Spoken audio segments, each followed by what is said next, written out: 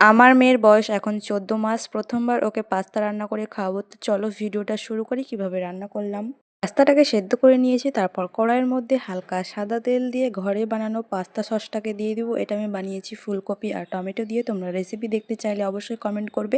তারপর এর মধ্যে হালকা জিরা, হালকা লবণ দিব, তারপর ভালোভাবে নাড়াতে হবে। তোমরা বুঝতে পারবে যে এটা হয়ে এসেছে। তারপর ওর মধ্যে সেদ্ধ করা পাস্তাটাকে দিয়ে দিব। পাস্তার লাস্টে যে জলটা থাকে সেটা ফেলে দিব না, সেটা সমেতই দিয়ে দিব। তারপর জলটা ভালোভাবে শুকিয়ে এলে আমাদের পাস্তা কিন্তু রেডি হয়ে যাবে। আমার মেয়ের জন্য প্রথমবার পাস্তা রান্না করলাম। তোমরা কমেন্টে বলে যাবে রান্নাটা কেমন হয়েছে।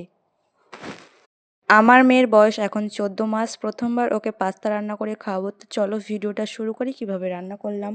পাস্তাটাকে সেদ্ধ করে নিয়েছি, তারপর কড়াইয়ের মধ্যে হালকা সাদা তেল দিয়ে ঘরে বানানো পাস্তা সসটাকে দিয়ে দিব। এটা আমি বানিয়েছি ফুলকপি আর টমেটো দিয়ে। তোমরা রেসিপি দেখতে চাইলে অবশ্যই কমেন্ট করবে। তারপর এর মধ্যে হালকা জিরা, হালকা লবণ দিব, তারপর ভালোভাবে নাড়াতে হবে। তোমরা বুঝতে পারবে যে এটা হয়ে এসেছে। তারপর ওর মধ্যে সেদ্ধ করা পাস্তাটাকে দিয়ে দিব। পাস্তার লাস্টে যে জলটা থাকে সেটা ফেলে দিব না, সেটা সমেতই দিয়ে দিব। তারপর জলটা ভালোভাবে শুকিয়ে এলে আমাদের পাস্তা কিন্তু রেডি হয়ে যাবে। আমার মেয়ের জন্য প্রথমবার পাস্তা রান্না করলাম। তোমরা কমেন্টে বলে যাবে রান্নাটা কেমন হয়েছে।